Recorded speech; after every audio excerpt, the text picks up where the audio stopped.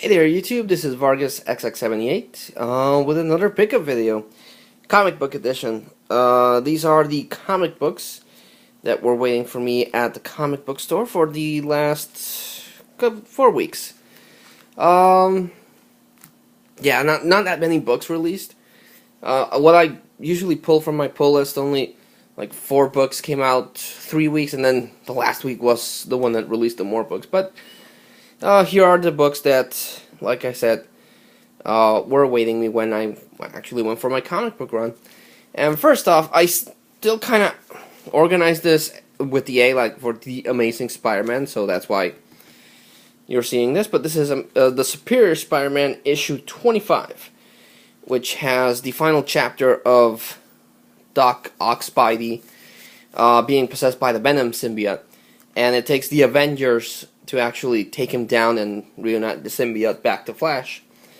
While that's going on, the Hobgoblin declares, actually the Green Goblin declares war on the Hobgoblin, because the Green Goblin wants to take him down and Hobgoblin won't have it. So next issue Superior Spider-Man 26 has the War of the Goblins. This was an extra-sized issue, cost $1 more. That was pretty good. It was pretty good. It was interesting to see Doc Ock, try to fight off the Venom symbiote. But also a little bit of a spoiler alert. The Ghost Peter Parker makes a return.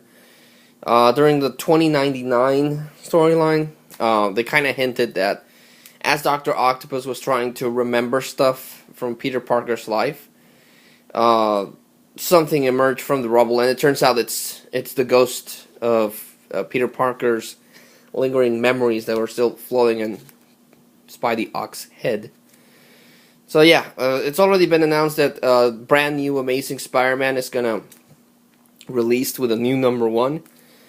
So yeah, I guess that's how they're gonna tie in, and so yeah. But this was a good issue nonetheless. I picked up Avengers issue 24. It basically just has the Avengers. The artwork I thought was pretty cool, but it has the Avengers trying to deal with a planet that's going to collide with the Earth, and the Iron Man of the year 3030 travels back in time to help them design this weapon. That what it does apparently is that it kind of fuses the planet with the Earth. So I don't know how that worked, but it was still a pretty good issue.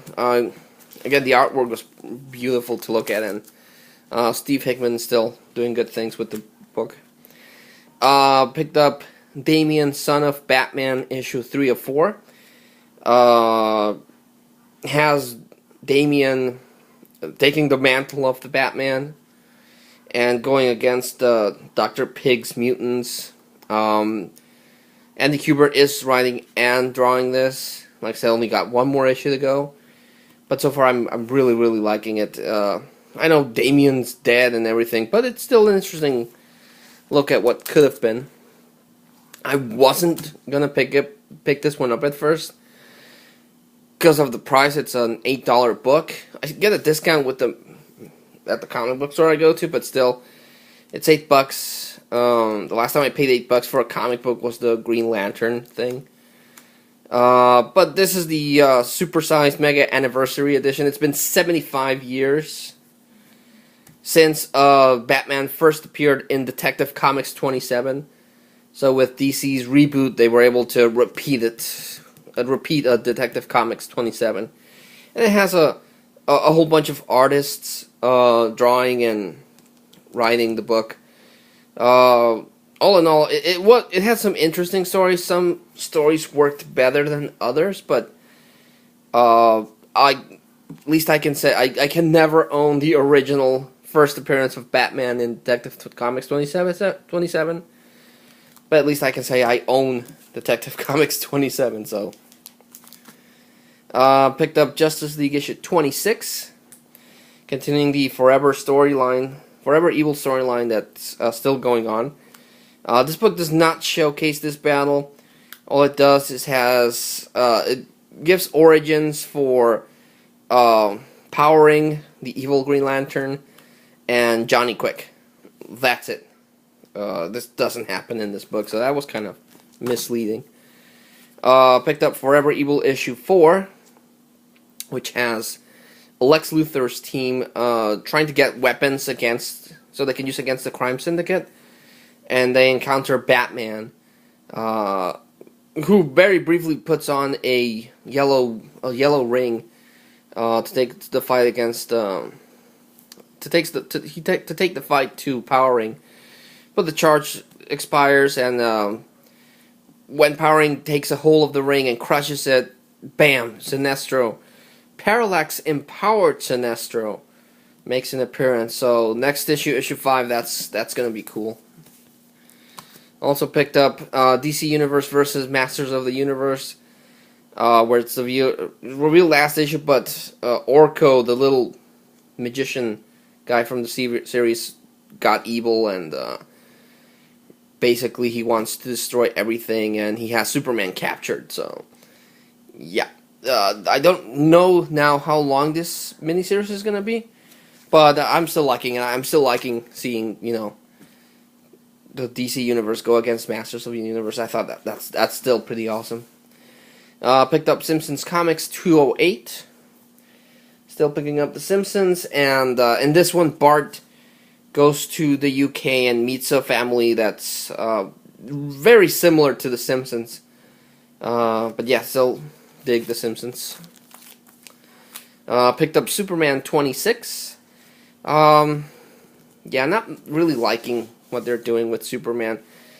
I don't know when the Return to Krypton thing ended. I thought it was going to end here, but in this one, the Parasite makes a return, and he's being drawn to Lois Lane, who has power that he wants. I don't know. It's weird. Picked up Superman Unchained issue 5. I'm a big fan of Scott Snyder and his work in Batman, and I like Jim Lee's artwork. This series is taking too long to get to something. I'm gonna stick to it at least until this storyline resolves itself, but I'm not liking it much. Surprisingly, the one I'm still liking is Superman Wonder Woman.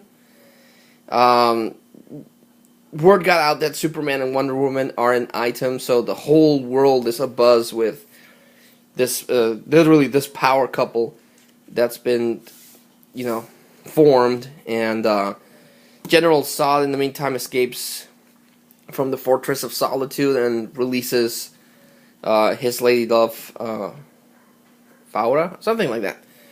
So yeah, you got the evil super couple against the good super couple. Picked up Superman Batman issue 7, and the last issue of Superman Batman, or Batman Superman, that I'm gonna pick up. The artwork by Brett Booth is cool. I like the artwork. He's a good artist.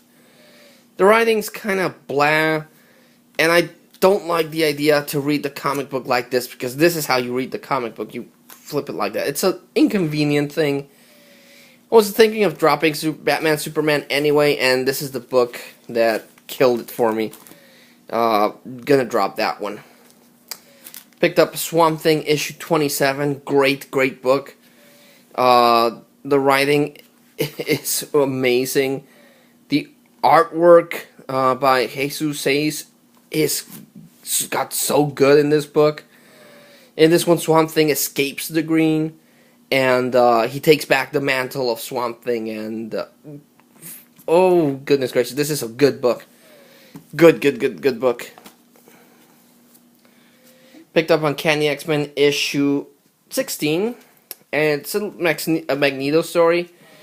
Magneto goes to Madripoor to investigate something, and he finds out that the Brotherhood of Evil Mutants are distributing the mutant growth hormone to mutants, to the mutants, because they're trying to build a new nation of mutants, I guess.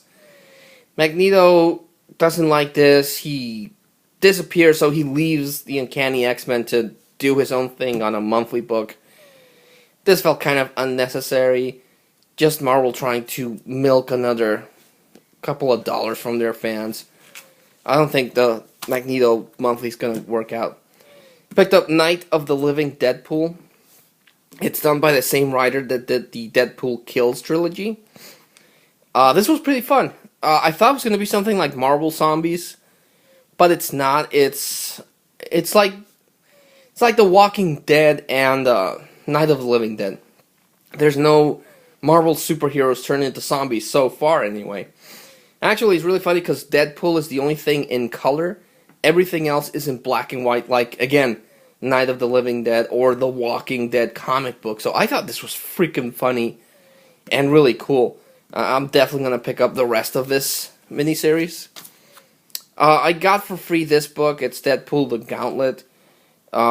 This is going to be a digital book, but they were promoting it for free. And it's Deadpool vs. Vampires. Picked up Artifacts issue 23. 33. And this doesn't have Ron Mars writing it, but it does have the winners of their talent search actually getting a book and releasing something. So Artifacts 33 and 34 are going to be that. They're going to be like new creators doing one-shot stories. Honestly, I'm thinking of dropping Artifacts. I'll give next issue a try, but they're not really moving forward. This story was pretty good. I'll give this story something. This story was pretty good. It's a one-shot story about this guy that kills people. This was fun. So I'll get the next issue, but I'm really thinking of dropping Artifacts.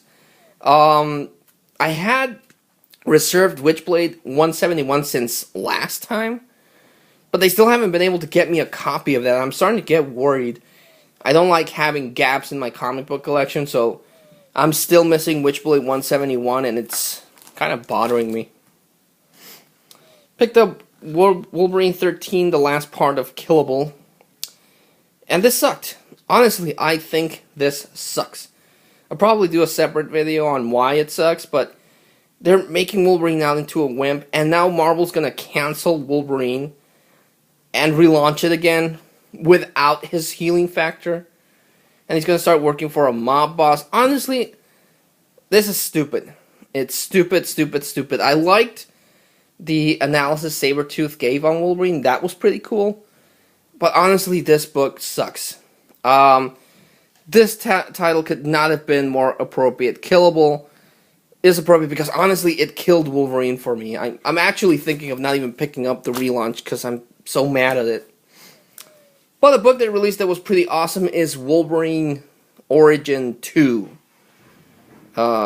This was... It's a very brief, but the cover looks really cool. You can't notice it on film, but it has this really awesome 3D effect. And it takes part a couple of years after the first Origin. And it has Wolverine traveling with his pack of wolves, and they encounter a polar bear. So really not that much story, but it was still pretty effective. I really liked this one. Picked up Savage Wolverine 13, which concludes the Wolverine versus the Poacher storyline. And Savage Wolverine 14, which has a old story. Well, it's story in Wolverine's past before he had the adamantium going against the mob. So, yeah. Book I missed is Amazing X-Men number 3. I had that reserved, but they didn't put it on my pull list, so I'm also hoping I can get a copy of that. Because Amazing X-Men 1 and 2 were pretty cool, and I want to see how they bring back Nightcrawler. So, 2 books I'm missing. Comic book store is kind of worrying me that they're not reserving the books that I want, but oh well. Really good reading, relatively speaking.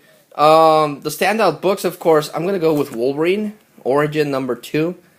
This promises to be really cool, and so far, if they could get it on time, because Adam Kubert is not very reliable, this is going to be pretty awesome. And the other book I'm going to go with, is because I'm a huge fan of What If stories, and this was fun, is Night of the Living Deadpool. If you like The Walking Dead, if you like zombies, and you like Deadpool, pick this one up. This is good. The Deadpool Kill books have sold out, and I think they're going for a really good price, so if you can nab a copy of this, do so. This is fun. But like always...